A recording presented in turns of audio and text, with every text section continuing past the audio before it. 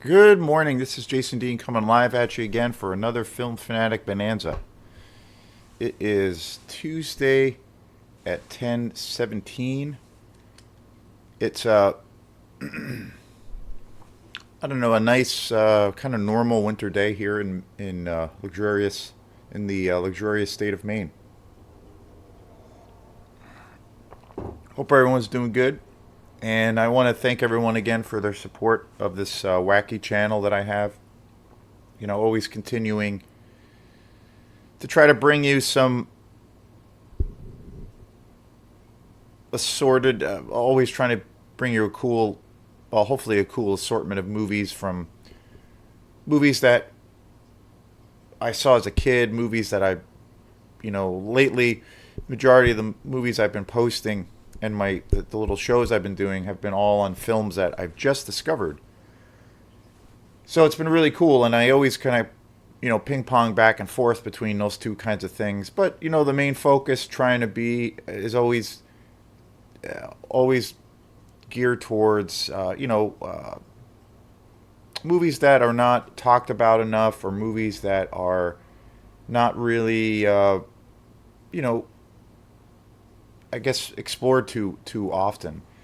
So, and, bringing some movies, especially on the the films that I do shows on that are pretty obscure, especially on one of my favorite labels, which might be my favorite label, but it's hard to say. But Mondo Macabra is just such an amazing label, and they just, I kind of feel, out of all the great labels that are out there now for all of these amazing reissues of all of these, you know, obscure 80s, 70s, and 60s exploitation films, it feels like Mondo Macabra has this extra, I don't know, leg up in that kind of category,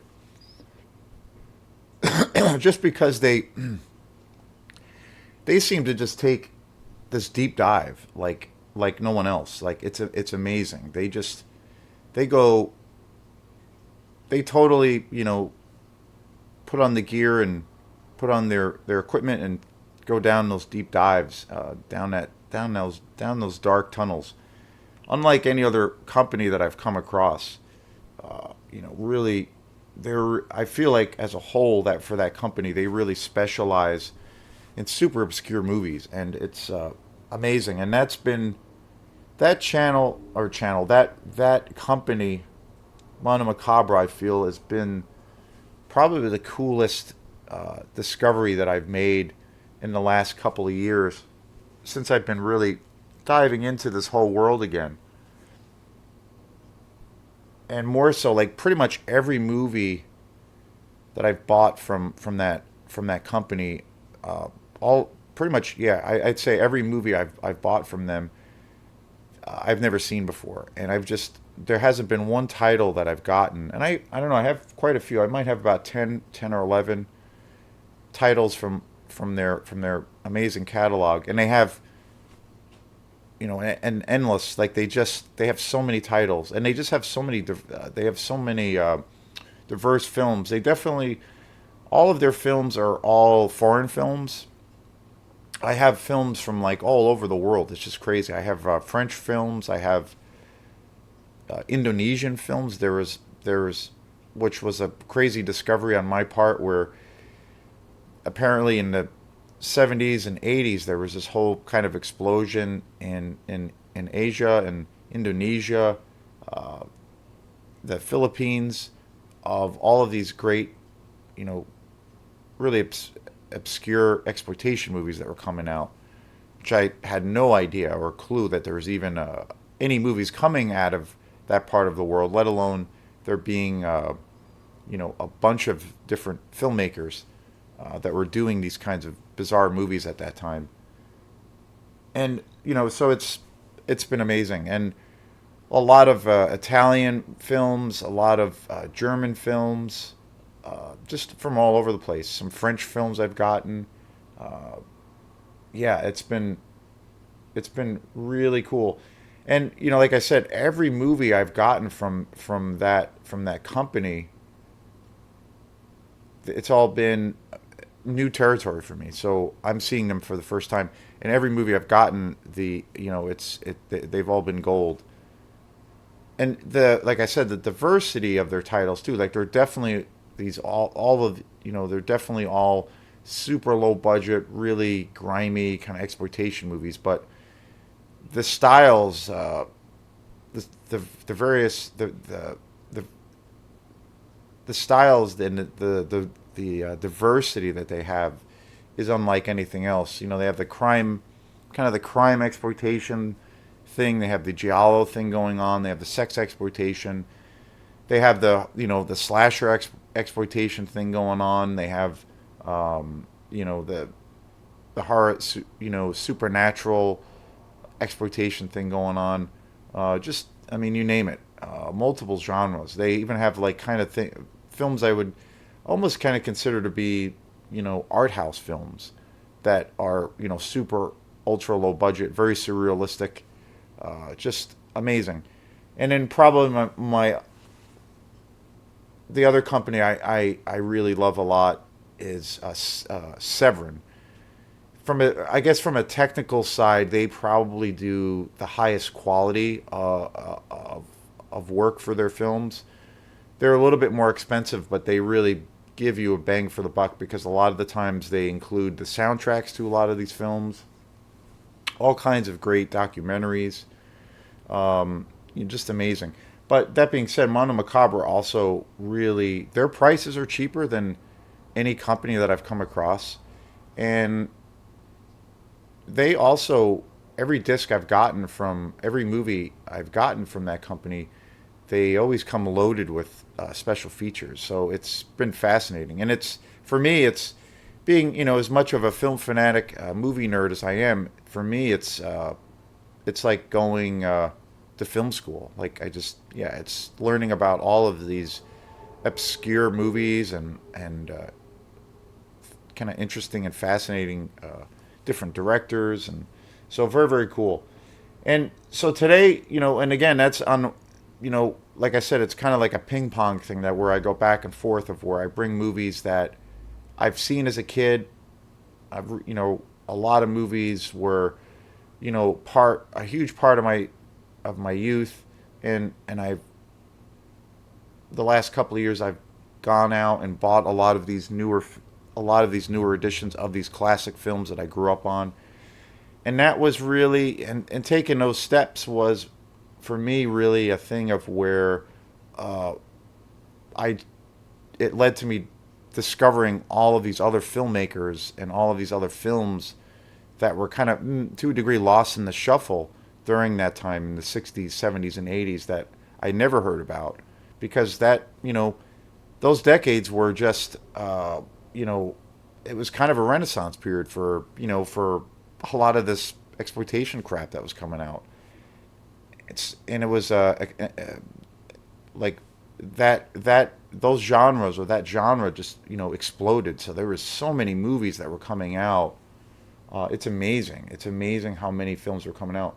So since I've been diving into that, it's just opened up this world of discovering all of these films I've never seen before. So it's been an awesome journey overall, like of just discovering all of these wild movies. But today is an example of talking about a movie that was, you know, a deep part of my childhood as far as when I got into horror. I was probably, I would say, the age that I was probably at when I first discovered horror was probably about 10 or 11. I was like in middle school, I believe. I was like 10 or 11, or a little, I should say before middle school. But I remember probably the first movie I ever saw that was a horror movie was Friday the 13th. I've talked a lot about that franchise. I did a big show, or I should say a series of shows on that entire franchise quite a few months ago, and that was a real, just a fun experience for me, a big learning experience for me, and it was also the first time for this channel where I just, did an extensive kind of, where I explored all of these movies, like an entire, where I covered an entire franchise. So it was like 12 or 13 movies, and it was a cool experience because I watched, and I had never done it before, but I watched each movie. I've seen all of those films a bazillion times, but when I was kind of getting ready to do this show, and when I had this idea, I was like, okay, cool. What I'll do is I'm gonna watch them all in succession, and you know and get through all of them back to back. And it was awesome. It was great. I never had a sense of like, where fatigue set in, and I was like, oh, this is kind of, I'm kind of tired of this, or I'm kind of getting bored, or I kind of want to, take a break and watch, a chick flick, or I don't know, I want to watch a comedy, something totally, unrelated. I found myself just getting into those films more and more, and I just loved it. And so that was the first time I ever, did that. And I've done a couple other shows, kind of around that idea, but that was the most extensive, most like deep excursion in that kind of area. I did a series of shows on the Halloween franchise, and I also did a coverage of the Texas Chainsaw Massacre, um, but not as extensive. I don't really, those two other franchises. There's a lot of, well, for me, and again, it's just my personal taste, but for me, those franchises, there's a lot of, um, they're not as consistent, and there's a lot of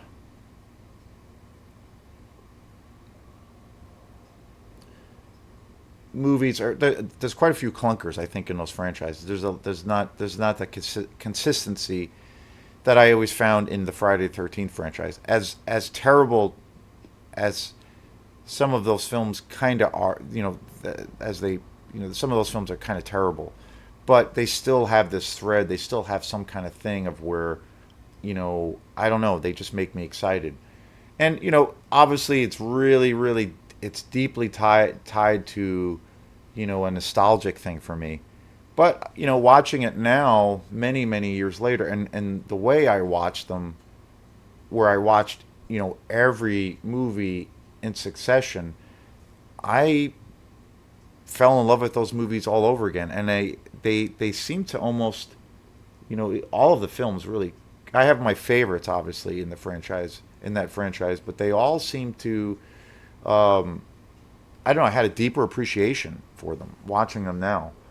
I've heard people talk about that kind of thing of where they'll criticize movies, that, well, it's a movie to like it or to talk about it. It had to have been something that you saw as a kid, and that watched it a bunch of times, and then it was kind of just part of your, it worked itself into your brain where it was just part of you. And that's really all that you're going by. But if it wasn't something you were exposed to at an impressionable age, it would have been discarded or whatnot. Or the perception too that as you get older, these movies that you see as a kid, or these things that you're into as a kid, and then you check these out, as you get older, or as an older person, they seem completely dated by the current time period or the frame of mind that you're at, and so they don't really have that resonance anymore. Uh, so those films get thrown away, or that same thing can be said for books or bands that you're into, or certain particular albums, and obviously movies here, because that's what I'm talking about. But I find for me, especially around that, it was the Friday 13th franchise. It was totally the opposite. I kind of found a new level of appreciation for those films, as ridiculous as they are. It's been very surprising and cool. And I think a lot of that had to do with watching the way I watched them, where I watched each movie together and you know, made an event around it. So like I said in the beginning of the show, the first movie I saw that was a horror film that I can remember, I was probably 11 or 12, was the first Friday 13th film directed by Sean Cunningham. I remember that was the first one. And around that time, and I've talked about it before, and she was actually a guest on the show, but my mom at that time was really into horror films, and she still is very much so now. And we still watch horror movies together. You know, the last movie I think that we watched, the last horror movie that we watched together was fairly recently, and we watched um, Ty West's Pearl, which was the prequel to X, which both of those movies I just think are incredible. And my mom and I had seen X in the theater, and then I had rented it, and then I watched it over at my folks' place with my mom, and she really liked it. And then one of the last times we had gotten together, we watched Pearl, and both my folks really liked it a lot. And my dad is not really into horror so much, but he has a pretty good tolerance. Some horror films he does like. Generally, he doesn't like super gory films, but he'll tolerate it, and you know, whereas my mom enjoys it, and I do too. So it's always, you know, a fun thing. So, but when I was a kid, my mom was really into, and she still is now, but she was really into Alfred Hitchcock. So around that time, when the first horror film I ever saw, or slasher film, was Friday the 13th, right around that time, I had got turned on to Alfred Hitchcock movies. Like, I think Psycho, The Birds. It was it was those two. Those were the two first Alfred Hitchcock movies I saw. My mom at the time had a collection of movies on VHS, and she owned a bunch of Alfred Hitchcock movies on DVD. Or I should say VHS, because this was way before DVD. And so, you know, that was my introduction. And then we used to, at that time, there was a lot of, a lot of the Hitchcock movies were in syndication on cable, so we used to watch those.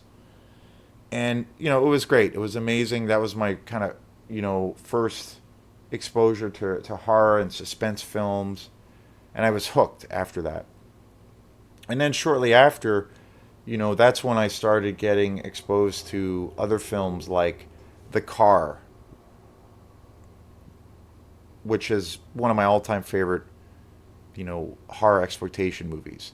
That was another movie I saw on cable, and then I had rented on VHS. And then I think the other movie that I remember seeing a lot as a kid was Tourist Trap, which I've done a show on all of these movies. That is my favorite kind of grindhouse movie of all time. One of my all-time favorite horror movies. I remember seeing that movie all the time as a kid on cable. That's one of my most prized possessions on Blu-ray because I love that movie to death. And then trying to think other films that I remember seeing was the Unholy, which I did a show on. That was another movie that came out in the 80s. That was a new movie at the time when that came out. That was another movie that really, kind of got me excited. Other movies that I can think of were films that I remember renting were films like House by the Cemetery. That was another one directed by Lucio Fulci, my favorite Italian director.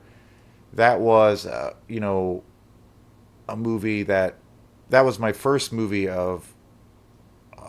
my first exposure to any Italian horror films, and my first film that I'd ever seen by Lucio Fulci, who now is like my favorite Italian director. And then I remember seeing Dario Argento's Suspiria, which is a masterpiece. Another, just amazing, iconic director. Those were like my two first like kind of foreign horror exploitation films. And then I remember we were going to the movies a lot at that time as a family, And a few years, after that period, my parents, I remember the first horror movie I ever saw in the theater was Aliens, the second Aliens by James Cameron. And that movie terrified the crap out of me, gave me nightmares. And that was the first time I went to see a horror film in the theater. So it was just, a great time, a great period of exposure to a lot of films. There were a few other Lucio Fulci movies I remember seeing as a kid, like Zombie, an amazing movie. The Gates of Hell was another one. Just an amazing group of films. It was my introduction to horror, and ever since then, everything kind of changed. Another movie that I did a show on that I used to watch that was exactly during that time. Another favorite exploitation film of mine is Ninja 3: The Domination. I did a show on that one. I own that now on Blu-ray. So it was all of these films that really got me, into horror, and that was my first foray, my first introduction to horror. And the other things that I can't leave out, along with all of these great classic exploitation movies, the other films and slasher films, movies I remember seeing were Maniac, Bill Luswig's masterpiece, which is my favorite horror exploitation slasher movie.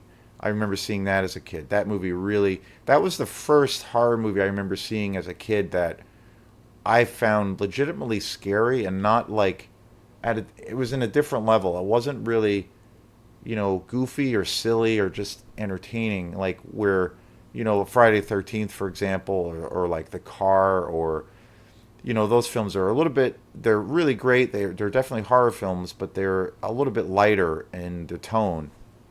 And they're a little bit, more campy, obviously. But Maniac was a movie that suddenly it was like seeing a horror film, but it was like really serious and kind of disturbing.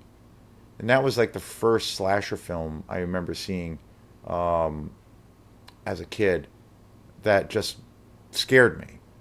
Other films, My Bloody Valentine, which is now another movie I just bought recently, this Canadian slasher film, which is just one of my all-time favorite films. So it was great. But the other movie that I remember seeing as a kid that was, just an incredible thing to discover was this classic film right here, Pumpkinhead.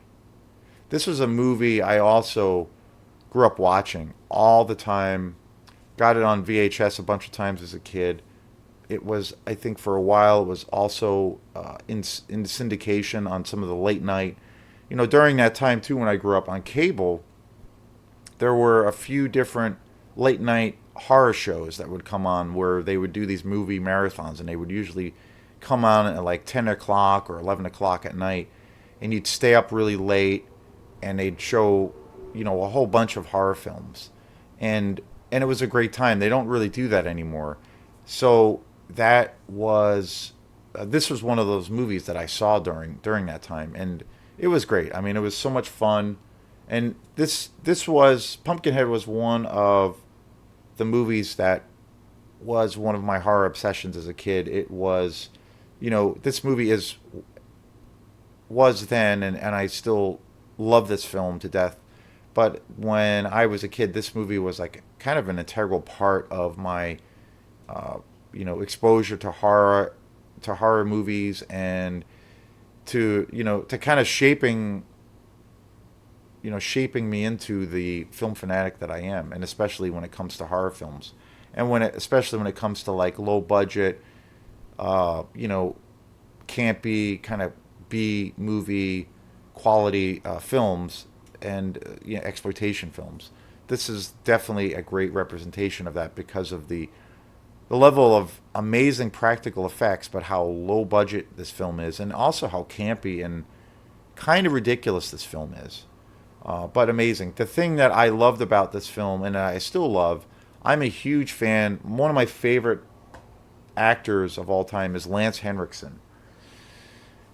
And I brought up seeing Aliens in the theater for the first time or that was the first time I saw a horror movie in the theater, and Lance Henriksen is in that film, and that was the first time I'd ever seen him, and I just fell in love with him as a character actor. And he's the lead in Pumpkinhead, and it's Lance Henriksen's been in so many great movies. I feel like he's definitely like a horror icon. He's been in some films that are kind of considered to be big budget Hollywood horror films, but he also spent a lot of time in kind of the indie world and the low budget world. And this is an example. One of the other films that he did in his amazing career,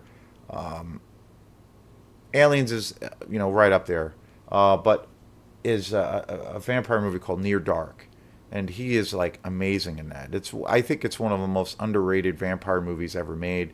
It's a movie that's not talked about enough. I think it's just amazing, and that's one of his best roles. It's probably his best role that he ever was involved in.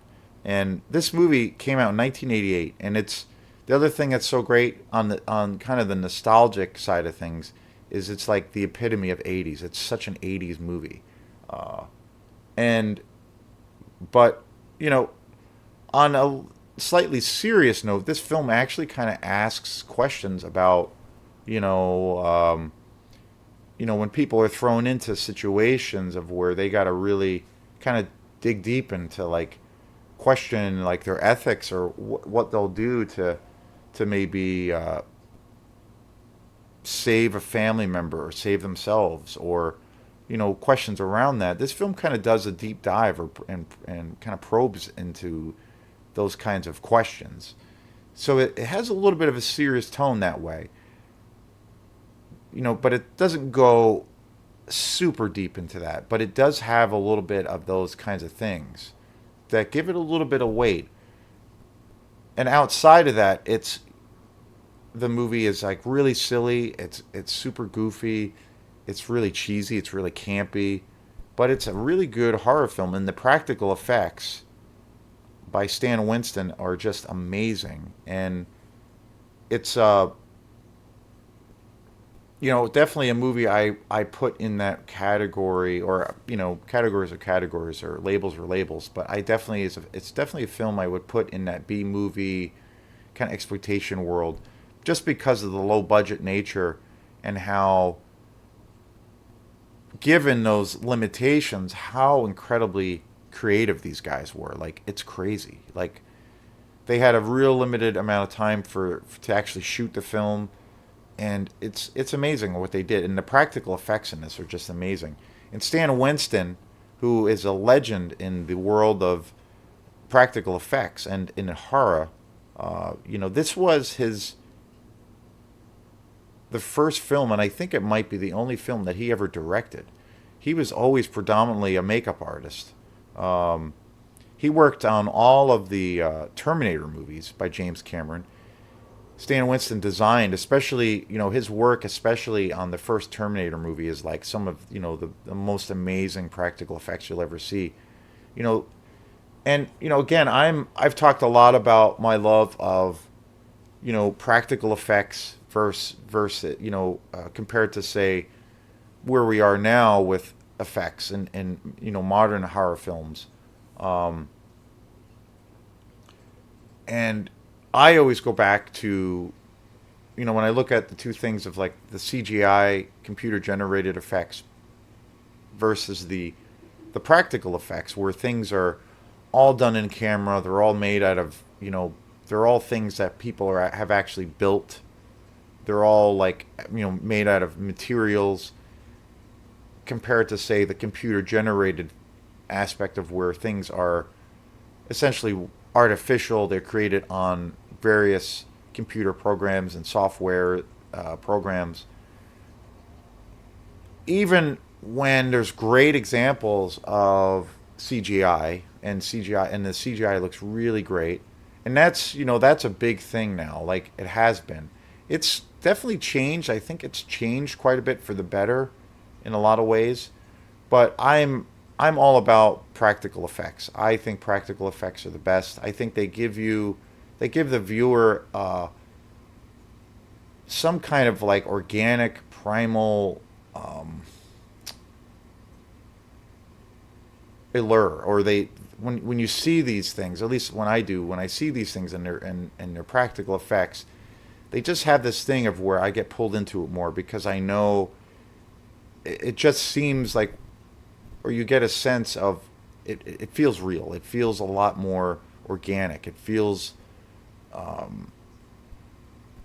like it's something you could almost hold in your hands. Even even in the case of say practical effects, where they're super cheesy and they look kind of terrible.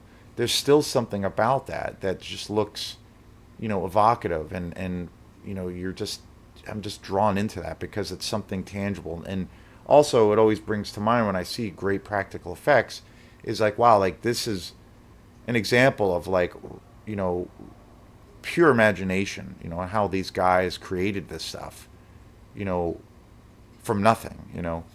I've talked a lot about Rob Bottin, who did the effects on John Carpenter's The Thing. I mean, amazing. Tom Savini, one of my all-time favorite effects guy. The work that he did in all of the great slasher exploitation movies in the '70s and '80s, just miraculous. But it's just again, it's all like that practical effects thing of where there's something tangible, something tactile about it.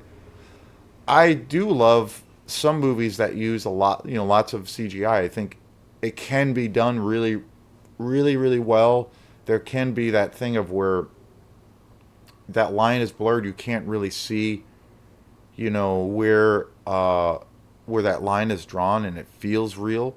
I think some examples, some of the best examples of that are the first three Peter Jackson Lord of the Rings films. I think those are a great example of that. And also, like, I don't know, like a film like, say, Christopher Nolan's Interstellar. I think that's a really great example of that. There's been quite a few other ones, you know, but also, I raised the example of Peter Jackson's Lord of the Rings films. There's also an abundance of practical effects. There's like actually a lot of things that are in camera, where there's actual real locations. It's not totally shot exclusively on a blue screen or a studio. So it's like the perfect combination of both of those worlds, CGI and practical effects. Those are really great examples of that. And I think with some of the newer Marvel movies, particularly the movies that I love the most in that universe, are films like Affinity War, which is probably my favorite Marvel movie of all time, and then also Endgame, which is just amazing also, and especially Endgame, where it's almost even more of an abundance of CGI.